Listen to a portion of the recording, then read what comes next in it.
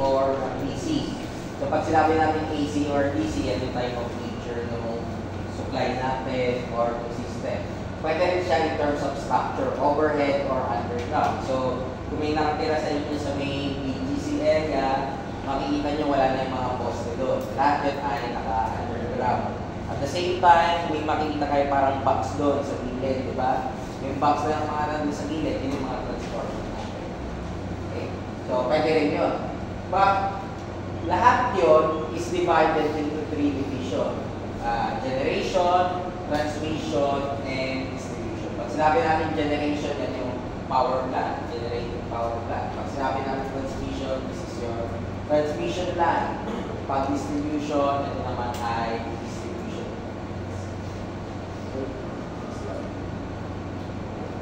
So, what are example of power system? Don't worry, naka-upload rin naman itong PPT dito sa Canvas. Hanapin nyo lang yung supplement files. But ito yung mga example. Kailangan bang kompleto siya, yung nakikita nyo talaga doon? Hindi necessarily. Pwede mo sabihin yung laptop mo is already considered as a power system. Aeroplano is also a power system. Kaya dyan sa mga aeroplano, sa mga spaceship, merong electrical dyan. Kahit isa. Posibleng wala electrical dyan. Lalo na pag nilalagyan na natin yan ng supply. Mga ship, mga barko, kaya nga maraming nagtatrabaho sa barko na electrical. So kung gusto nyo medyo malaki kita, barko tayo. Okay? Yan yung mga tipong mga 3 months or 4 months na hindi nyo kasama pamilya nyo, jowa nyo. After 4 months, iba-iba naman sa kita. Pero after nun, kailangan sabihin natin, kung kumita ka ng 500,000 sa loob ng 4 months, meron kang 2 to 3 months na pahinga. Kung hindi ka makakatungtong agad. Make sure to budget yung finances natin. So, pwede yung ship submarines or kaya yung kotse. Consider mo rin siya na power system. So, anything that has generation, transmission, and distribution is considered as power system. Conventional power system, yan yung example, yung electrical utility natin. So, North America, meron tayong 4 major interconnection. So, 5 kung kasama yung Alaska, each operating at 60 Hz, 50 Hz pag ginagamit sa ibang countries. Okay? So, yan yung mga example naman. Okay? Next slide. So, sa course natin, ano ba yung pinag-aaralan nyo? So, sa course natin, we start first with the modeling. So, yan yung, I've already discussed this in the first meeting, inuulit lang natin. So, mag-model tayo dito ng transformer, synchronous machine, and transmission line. But we will not be talking it into detail. Kumbaga, hanggang circuit diagram lang tayo or circuit equivalent lang. Pwede tayo mag-usap ng simple system or complicated system. So, pag complicated system, multiple loads, multiple generators. So, why do you have large integrated system? Kasi tinitingnan natin yung part ng reliability and economics. Or sinasabi natin reserve capacity, spinning reserve, or maintenance purposes. Pag nag-analyze ka ng large system, ang pag-usapan naman natin yung flow ng power and current, wherein we talk about the control and stability of the system. Or proper handling of fault condition or economic operation. So lahat yan, we would be discussing, except yung mga part na, for example, yung economic operation, kasi reliability, yan yung mga electives nyo. So, discuss nyo sa electives yan. Okay? So, diagram in the right.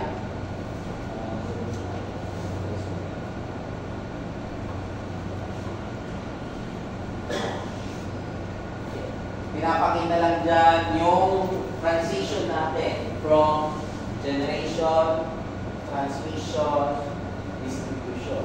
So, in this part, makikita nyo na may changing ng voltage from higher voltage to lower voltage. And pag nasa around 11 or 400 na siya, papunta na siya sa distribution part. Okay.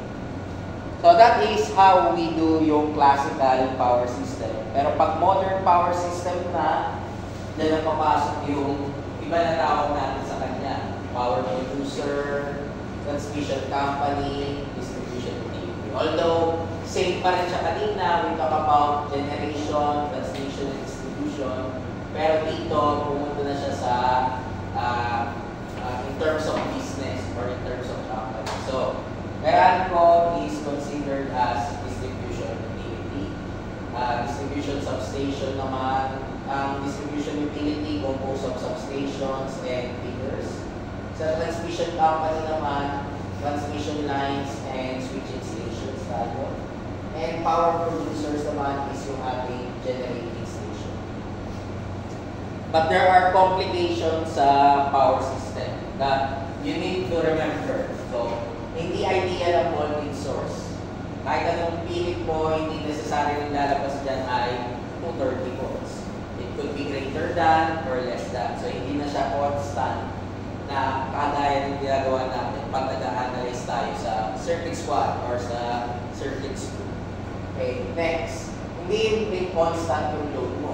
Hindi mo naman pwedeng sabihin sa lahat ng mga bahay na dapat gantong oras kayo magbubukas.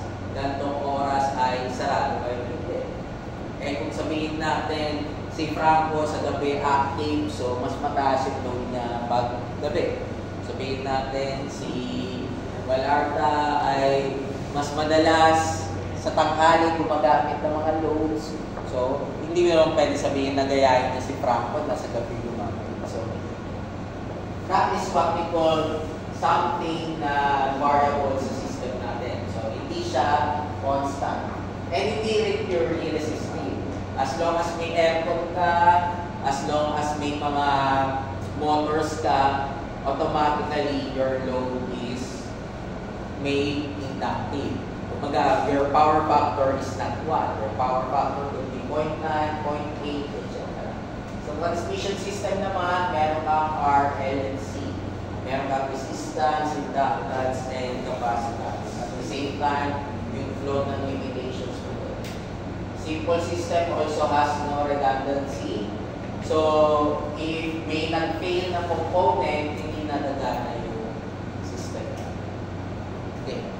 For analysis purposes, pinapasimplihan natin siya, gumagamit tayo ng infinite bus. So, ang infinite bus natin is a power system that is so large that its voltage and frequency do not vary regardless of how much real and reactive power is drawn or supplied to it. So, ina-assume mo na yun na kahit anong mangyari, kaya nyo mag-supply ng load. So, why do we do this? Simple reason, ito yung nag-signify kung kulang tayo ng generation or demand. Siya yung magsasuggest. Okay? So, pakapyawan lang natin yung mga components kasi di-discuss na sa inyo sa power plant yan at saka sa distribution. So, ito example. Power plant. So, this is a station that has a prime mover, electrical generator, and auxiliaries that convert mechanical, chemical, or other form of energy to nuclear. Basic configuration ng power plant is always fuel, turbine, generator. Common yun. Nagkaroon lang tayo ng variation nung nagkaroon tayo ng PV panel. Pero kung pag-usapan natin nuclear power plant, ganyan pa rin yun. Ang fuel mo lang sa nuclear power plant would be your uranium or kung ano man yung gagamitin mo. Sa coal power plant, ganyan rin. Sa diesel power plant, ganyan rin. Pag naging hydro siya at saka wind, hindi na fuel yun. Ang fuel na natin doon is yung hangin. Ang fuel mo na is yung flow ng tubig or yung tides. Pero, pinapaikot mo pa rin yung turbine. Pag umikot yung turbine, saka ka lang magkakaroon ng generation. Kung let's say, pinagana nyo sa 8 nung EE305, tama ba? Electrical machine is 305. Yung EE305, yung motor generator set natin, yun na yung simple example na ito. Diba dalawa yun? Yung isa yung motor, yung isa yung generator. Pwede mo sabihin na yung isa doon, yun yung aking turbine. Yung generator mo, syempre yung kabilang side. So, ito yun. Ito yung mas complicated niya, pero that is the smaller version. Okay, so may different types of power plant. You could just read and understand them. So nakita natin din yung mga examples. So meron tayong EPPN or thermal power plant. Wood ang ginagamit natin. Tidal, we use tides, wind power, wind speed. Oil, diesel, gas, yan yung fossil fuels, pati coal. Thermal power plant is general classification ng lahat na yan. Nuclear, so ginamit natin is uranium. Okay. Next part, pag may generation ka, kailangan mo siya i-transmit. So ano yung ginagamit natin doon? Transmission and distribution. So we could classify them into three categories: high voltage, extra high, ultra high. Ano ang difference nila? Pag high voltage, 150, 138, and 230 kilovolts. Pag extra high, 345, 500, and 765 kilovolts. And pag ultra high, 1,000 to 1,500 kilovolts. And large generators hanggang 24 lang. Ito yung mga hydro na. So para mapataas ko yun, naglalagay ka na substation or naglalagay ka ng transformer. So yung transformer, mula dito sa level na to, i-up mo ng around this level. Pwede rin hanggang 30, tapos kung medyo malayo pa, itataas ko pa siya. So yun yung mga things. And para ma-monitor mo yan, gumagamit tayo ng SCADA. So ano yung SCADA? Supervisory control and data acquisition. So that would be yung system natin. So ito lang yung purpose ng transmission, to transmit, para ka magkaroon ng interconnection purposes, and as well as kung meron kang sabihin natin bulk supply ng load papunta sa steam station, pwede siya. We'll be learning more about this one sa 417. Okay. Meron rin tayong tinatawag na DC kasi minsan mas maganda yung DC kaysa sa AC. So pag nag-DC tayo, nagdadagdag lang tayo ng dalawang part. Itong dalawang nakabilog dyan. Tawag namin yung substation pa rin, pero yung substation mo, hindi lang transformer. Meron ka lang tinatawag na inverter at saka rectifier.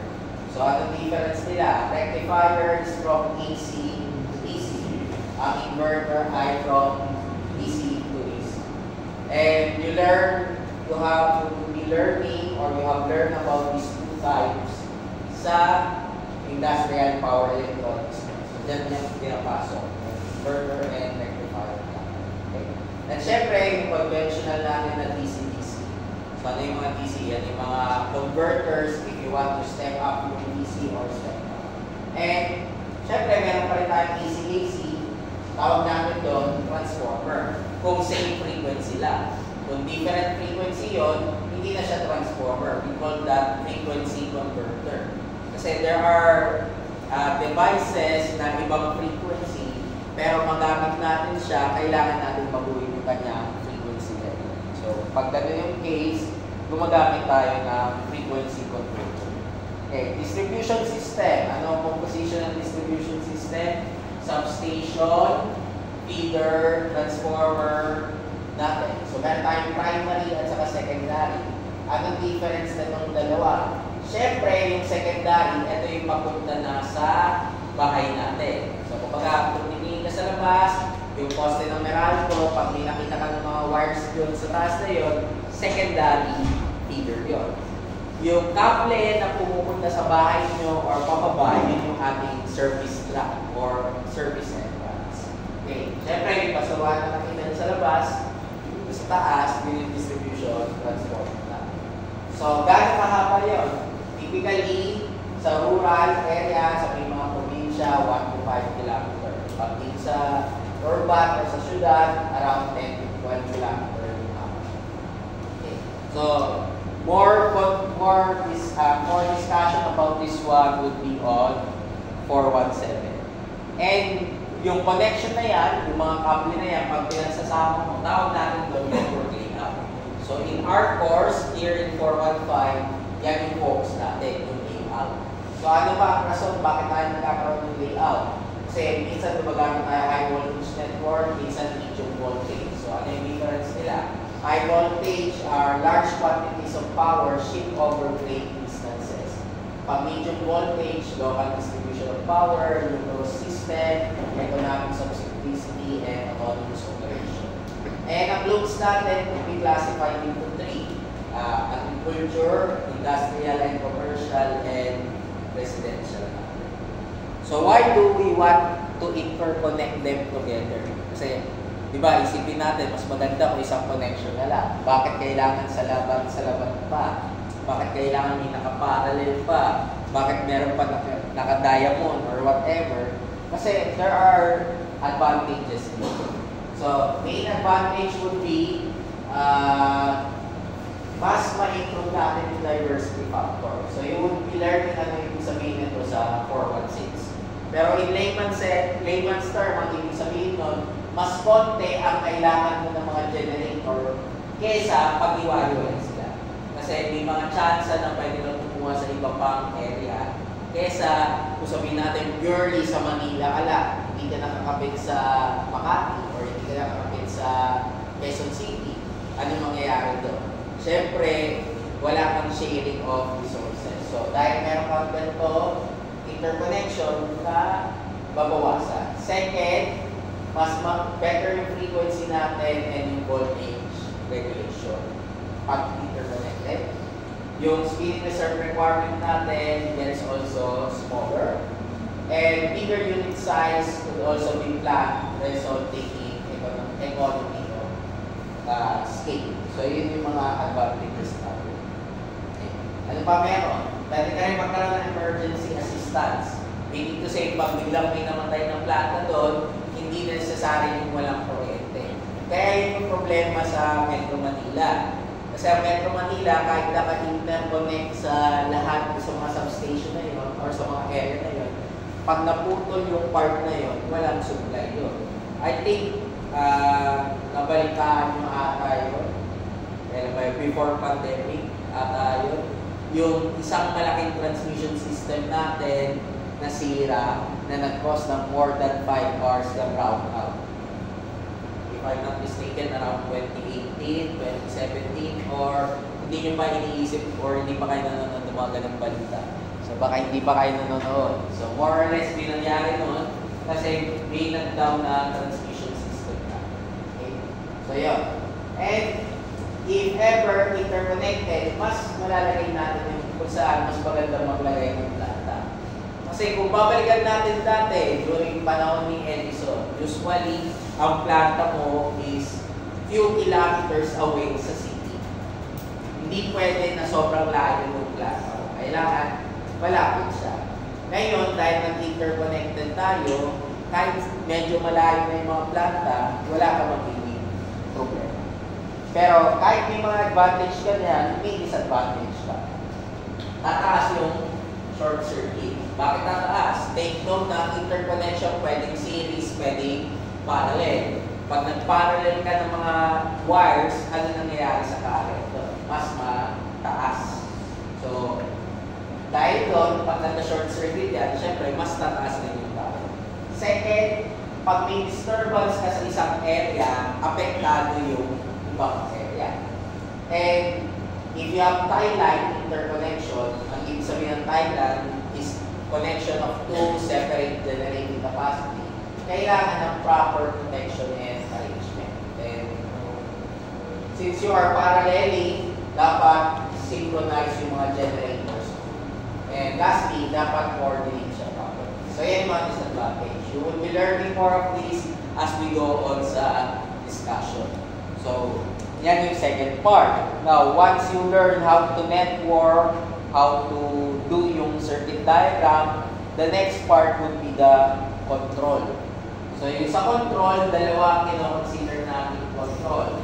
The first one would be the network protection, and the second one would be the energy management system. So, ano yung difference nila? Yung una, pinag-uusapan lang natin kung kailan ka mag-on at mag-off ng mga breaker pag nagkaroon ng problema. Yung pangalawa, this is for on managing the system. So, here, in our course, gagawin natin to. Ito na sa baba, meron na kayo kahit paano konting background nito. Kung nakikinig kayo sa mga electric nyo. So this would be PSA or sa PSE. Ito na yun, Energy Management System. Okay. And once you learn those theory, next one is gumagamit tayo ng computer. So why do we need to use computer? Kasi we want our system to be safe, reliable, and economical. And para magawa lang natin yun, mas madaling gumamit ng computer. So there are different types of analysis as follows. And we will be discussing this one, power flow at saka fault and stability. Itong transmission line performance, malalaman nyo sa 417. Economic generation and scheduling, i-introduce naman sa inyo yan sa 416 pag pinag-usapan na yung scheduling ng mga generation. So, yung power system ba is nagtatapos lang dito sa course na to? Pagkatapos ba ng course na to, kailangan nyo kalimutan? Hindi naman necessarily. Kasi when you go to other fields, or let's say, pag nagtrabaho kayo, meron kayong specific area sa power system na mag-focus na. So for instance, kung let's say you talk about operation ng power plants or system itself, mas pag-aaralan mo itong part na to, load flow. Kung let's say papunta ka sa power market or energy trading, dito ka papasok sa economic load dispatch. Kung let's say magsa-size ka ng mga protection devices, papasok ka sa fault calculation. And dalawa pinag-usapan natin kuryente na dumadaan sa system mo. Yung una, tinatawag natin current flowing after the fault occurs or normal operation, or pwede mo sabihin steady state operation. Karaniwan, yan yung ampere trip. Or ito yung makikita nyo sa PTC or sa NTC. So you'll be designing this one sa EE410 nyo, sa Illumination and Engineering Design. Now, yung isa naman, ito naman yung ini-interact natin sa umpisa. Tawag naman natin doon, Kahit rating. Kaya siya tinawag na Kahit rating kasi kiloampere interacting capacity siya. Aside from fault calculation, pupunta rin tayo sa stability. Yung stability naman is parallel na generator. So dito naman natin makikita kung kailan magkakaroon ka ng synchronicity. So dalawa yung pinoconsider natin dito, steady state and transient stability. So ano yung difference nila? Yung steady state, ito yung maximum flow of power to a particular point of the power system. Yung transient naman, maximum flow of power pag sa transient peak. Pero ang pinag-usapan natin is dapat nakasynchronize yung mga generator. May questions ba so far? Naintindihan? Sure kayo?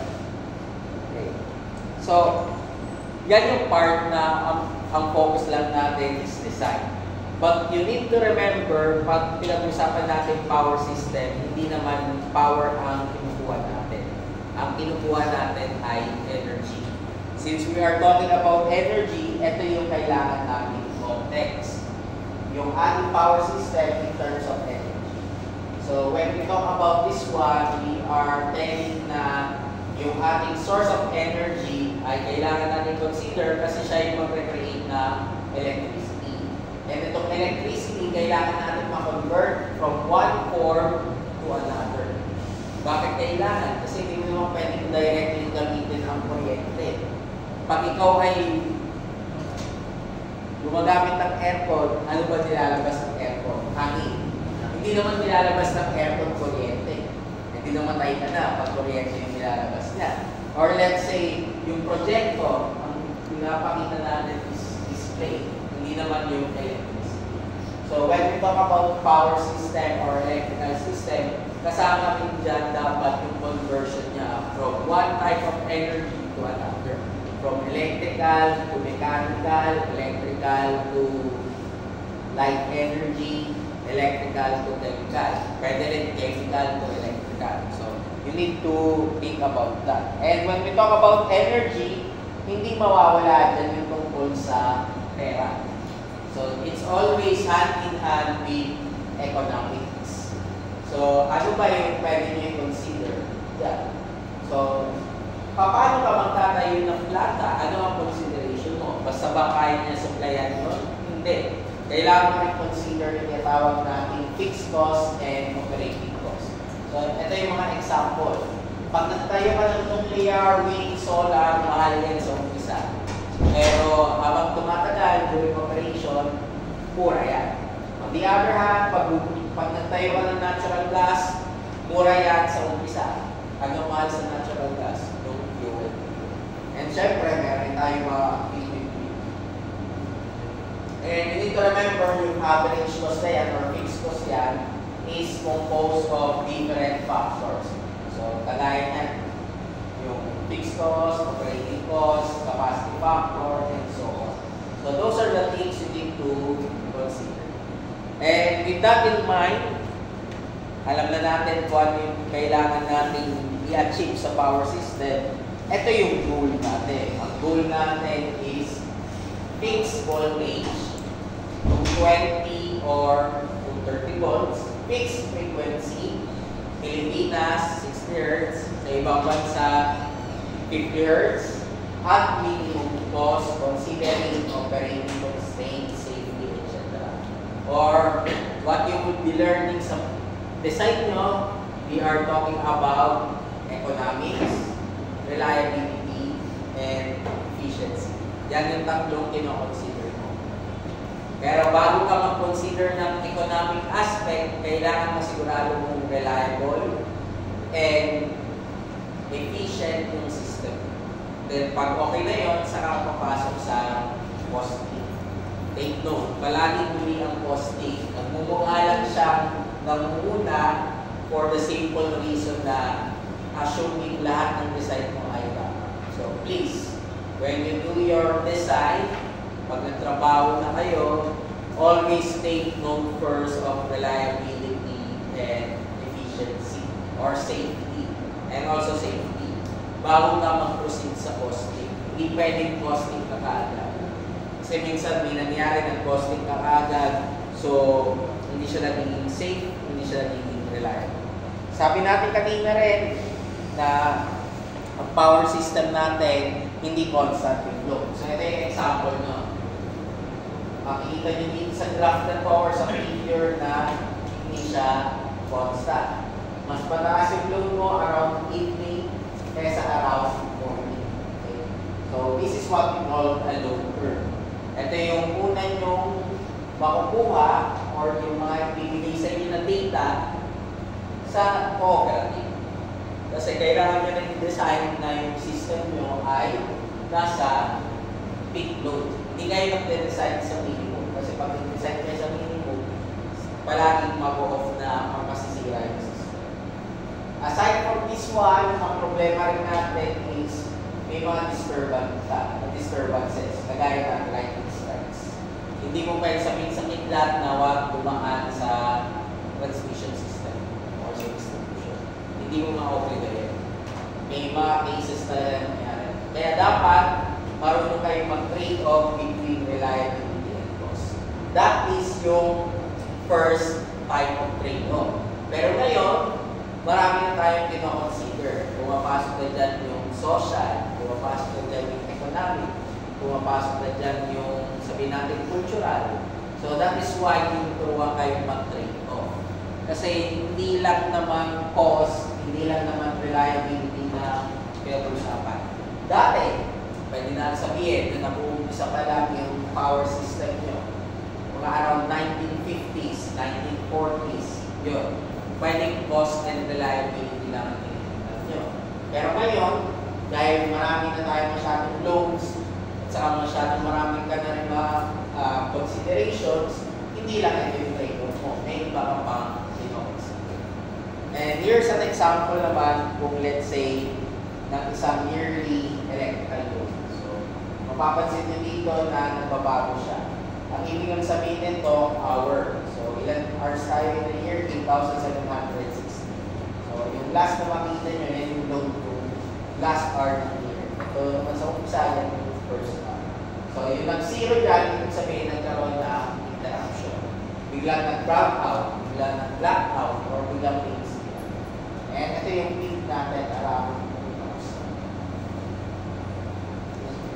May questions so far? Gets ba? Okay. Hindi ko na ito explain, but this would be yung history ng power system natin. So, nagsimula tayo 1880s.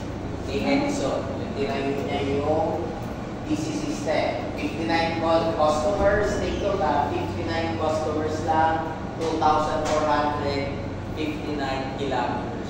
Yan yung rason kaya hindi naging maganda yung DC. Dahil sobrang konti lang yung customers or yung consumers. Then, around 1884, may problema kasi yung mga steam turbines natin sa railway. So, pinalitan nila, nagkaroon ng practical DC motor. Kaya simula around 1884, nagkaroon ka ng another revolution, industrial revolution. Yun na yung papuntang electrical age or papuntang electrical system. Kasi yung mga motor mo sa train, imbis na fuel na, electricity na ginagamit. But still, nandun pa rin yung limitation ng DC. Hindi natin mapataas. So, paano ba nanalo sa DC? Dahil noong 1885 na-invento si transformer. So, yung transformer yung may kasalanan kung bakit naging mas okay yung DC. So, that is through Westinghouse and Tesla na nagkaroon na tayo ng war of current. So, nagkaroon tayo ng war of current and it lasted until 1893 wherein around this portion nanalo na yung DC. Kasi nagkaroon na tayo ng first three-phase transmission line and it's operating at 2.3 kV. So, yan yung ginamit na transmission system connecting Niagara Falls papunta dun sa USA or sa mga states na marami. Additional history, just go on this one. So, yun, 1896, 1900s, nagkaroon ka ng mga private utilities na para sa cities and so on, 1920s. So, medyo nagkaroon ng improvement dahil mas sumami yung power system na mas marami yung mga consumers mo, kailangan mo pagpasa ng mga law. And around 1935-36, nagkaroon ka ng Rural Electrification Act. Ibig sabihin dito, lagyan natin ng kuryente na yung rural areas. So, 1930s rin, meron tayo tinatawag ng vertical monopoly. Ano ibig sabihin ng vertical monopoly? Ito lang yun, diagram. Ibig sabihin, isa lang ang may hawak nito, punto. Ano ang problema nito? Ang sinusunod niya, cost plus business. Meaning to say, may cost ka dito, may cost ka dito, may cost ka dito, dagdagan pa ng konti para may kita ko, hindi babayaran na cost ko. So, with that in mind, since nagkaroon tayo ng vertical monopoly, nagkakaproblema yung mga customers natin. Ano yung pinaka-problema doon? Wala silang choice. Sila lang yung nagsusupply ng kuryente. So, para ma-avoid yun, nagkaroon ng different rules or regulation. Kasi kagaya nito, ito yung naging effect natin. Yung service mo kasi ng utility sa isang place lang. Siya lang yung may hawak, no? Kung magkakaroon siya ng interconnection sa ibang syudad or ibang state, tropa niya. Hindi sila mag-aaway. Kasi iba ang sinusuplayan ng isa, isa sinusuplayan ng isa. Ang meron lang sila sa pagitan ay interconnection lang. And ngayon nga, kahit tumaas yung voltage mo, ganun pa rin. So, para mawala natin ito, kailangan natin dagdagan siya ng competition. Kasi kung hindi, kahit sabihin natin nagkaroon ng increase ng prices niyan, ganun pa rin. Meron pa rin mga limitations ka. Okay? So, ito yung 14 functions na vertical monopoly: generate, transmit, distribute, and sell. So, isa lang may hawak na. And this is also limited to level D. To a level D reasonable by the government. So, kahit sabihin natin isa ang may hawak niyan, regulated pa rin siya ng gobyerno. But the problem with this again, pupuntahan na natin yung senaryo ng Pilipinas. Around 1980s, around 1990s. If you heard about it sa parents nyo or sa inyong mga grandparents, yun yung panahon na maraming blackout, maraming nawawalang kuryente. Simple reason, dahil syempre, ang may hawak ng electricity is government. Government may hawak ng electricity, they are forced to please the citizen. Kahit sabihin natin gusto nilang taasan yung kuryente, hindi nila mataasan. Secondly, dinadaan na nila yan sa politics. Ginagawa nila pag malapit na yung election, pinipilit nila ibaba yung kuryente kahit hindi dapat ibaba. Bakit nila gagawin yun? Siyempre, para tumango sila. Para pag natin na election, sila yung mananalo. Additionally, dahil government yan, hindi mo pwede basta-basta i-taas. So, nagkakaroon ka ng tinatawag natin utang. So, nagkakautang yung government natin. So, during 1980s and 90s, yan yung panahon na maraming utang ang government natin. Kasi dyan nagsimula mag-diversify yung system natin. Nagkaroon tayo ng pagtayo ng nuclear power plant, pag-electrify ng buong system mo. So, kumbaga, when you are in the service industry, especially government, you need to do that. So, with that, nakita nila yun. Since hindi siya na-maintain na maayos, that causes blackout. That causes brownouts. Kasi dati, ito lang yung meron tayong mga utilities. Yung tawag namin vertically integrated, ibig sabihin may hawak lang isa. Generation transmission utility, magkasama. Local distribution company, yung mga Meralco, etc. Independent power producer or non-utility generators. But still, they are regulated by one entity, government. So, para ma-avoid natin yun, nagkaroon tayo na tawag natin deregularization. But before deregularization, ito yung mga dating frameworks nila. So, it's either ang may-ari ng utility dati municipal. So, let's say Cavite ka, yung may-ari ng utility nun, municipality ng kung ano mang state na municipal ng Cavite. Or let's say public utility district or cooperative. So, cooperative, yan yung mga Batelco, Batelec 1, Batelec 2. Investor-owned. So, pag sinabi ng investor-owned, yan yung mga Meralco. State-owned, yan yung nangyari nung kinuha ni Marcos lahat yung mga electrical systems natin. So, there was a point in time na kinuha niya lahat. The main reason for that is para mapabago niya yung presyo ng kuryente, which nag-backfire or balik na din niya. Then, administration, authorities, agency, and government. Okay. Yes. Question ko dun sa state mo. Ano ba yung naging backfire? Ano naging backfire? So, simple. Yung iba, nagiging ginagamit na lang nila siya for corruption. So, hindi mo mabuli yun. Corruption. Secondly, since state-owned ka, hindi mo, although kailangan mong pwede kang mag-improve, yung sinasabi natin, hindi ka business-minded. Pag ikaw ay gobyerno, hindi ka dapat business-minded. O ikaw ang government official, hindi ka dapat business-minded. In general, hindi dapat. So, ano nangyayari? Imbis na ipataas mo yung kuryente mo, yung electricity price, tinitingnan mo rin. Kailangan i-balance mo. Additionally, yung iba ginagamit na sa political motives. So, gagawin na nila yan pag malapit na election or so forth. Or let's say, dahil na mabagal ang process sa government, kailangan pa meron tayo tinatawag ng bureaucracy, so dumadaan siya sa different agency bago ma-approve yung budget. So let's say, kailangan magpalit ng substation. Bago mo papalitan yung substation, na-approve din na ng tao, wala. Or let's say, kailangan mo mag-upgrade ng generator, approve din ng mga tao. So yun yung nagiging backfire sa mga cases. Okay. So, one example of those is yung nangyari sa United States. So, sa US, yan.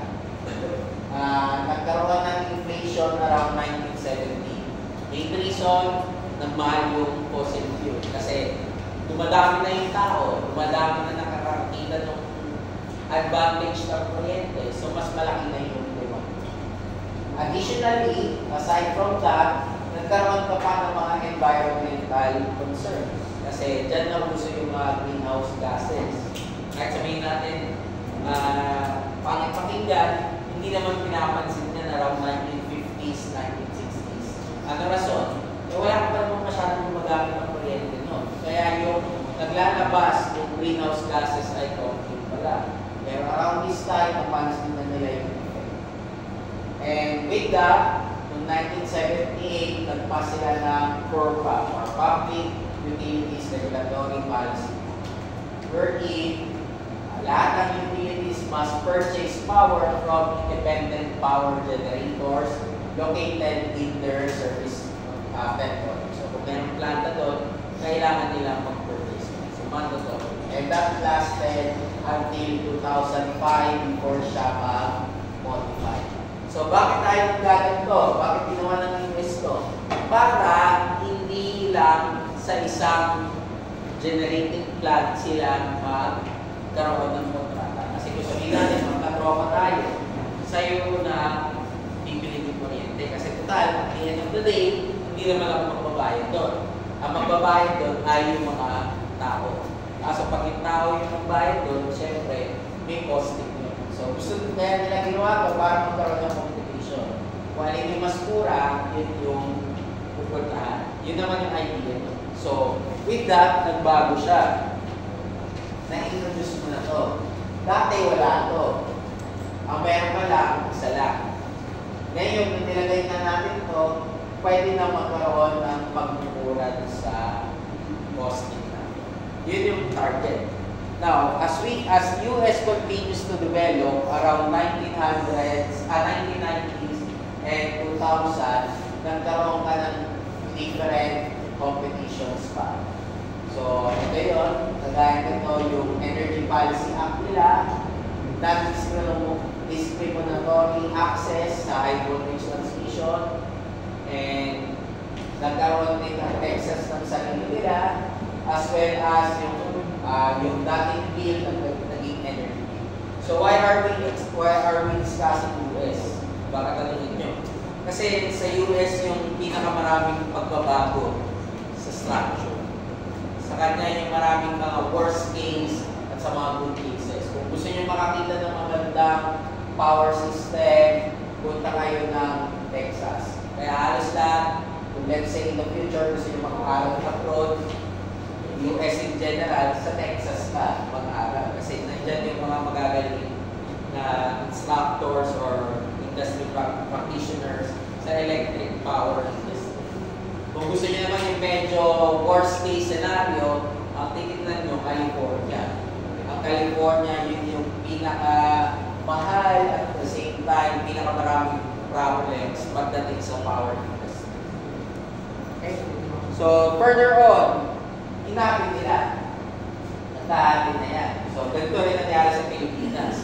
Isa may hawak nito, tawag natin dyan, Meralco ko rin, Napocon, isa may hawak nito. So, sa Metro Manila, Meralco. Sa Batangas, yun yung Batalectual and Batangas. So, hanggang ngayon, ito yung case natin. Pagdating sa distribution and sales, isa lang ang may hawak sa atin. Yung mga cooperatives nyo or distribution utility. And the reason why we are restructuring itong system natin is because of the following. Kasi nagkakaroon tayo ng variation sa electrical rates. Gusto natin ng competition. Kasi pag may competition, mas mura dapat yung kuryente. And tayo mapili ng sarili nating supply. And you could see that in the United States, kasi magkakaiba sila ng price. So yung puti, yun yung mas mura, yung blue, dark blue, yun yung mas mahal. So ito yung mga area na mahal yung kuryente. Kasi ang goal natin sa dulo, kung ikaw yung consumer, pwede ka mamili ng saksakan na sasaksak mo yung appliances. Hindi literal ha. So, sinasabi natin, pwede ka mamili na sarili mo supplier. Yun yung end goal. Pero, may mga instances na hindi maabot. So, yun nga, ang example dyan is yung sa California. Around 2000 and until 2001, nagkaroon tayo ng blackout or always off yung system natin. Coincidentally, sumabay siya sa tinatawag natin Y2K. So, alam mo ba yung Y2K na ba? Hindi nyo alam. Hindi nyo nakakutan yun. Yun yung mga panahon na pagpatak ng 2000, imbis na binasa ng computer na 2000 siya, binasa niya ito as 1900s. Kasi 1999, nababasa sa 1999, 2000. Hindi nangyari yun, naging 1900s. Kaya, yung mga hindi naayos or na-fix yan, nako, nasira lahat ng records nila. Kung buti na lang, may backup. Sa Pilipinas, hindi natin masyado naging naramdaman yan kasi hindi naman tayo ganun ka-dependent sa computer. Pero sa ibang bansa, very dependent sila. So, sabihin natin, aeroplano, titigil na, mawawala na yung signaling system ng aeroplano. Kasi nga, hindi nila nabasa yung oras na yun. Okay. So, with that brownout or blackout, akala nila pangit yung restructuring. So, anong nangyari? Nagkaroon ng mga suspensions and mga delay ng restructuring. So, take note ha. Ito yung California, ito yung part na yan, pero may mga part ka na biglang nagkaroon ng walang activity, nag-delay natin. So, yung Texas lang, dito yung nag-continue, at saka Arizona. Pero itong mga part na to, nag-delay na sila, malapit sa California. Eh, nakita nila ng delay to, so pati itong mga parts na to, wala activity.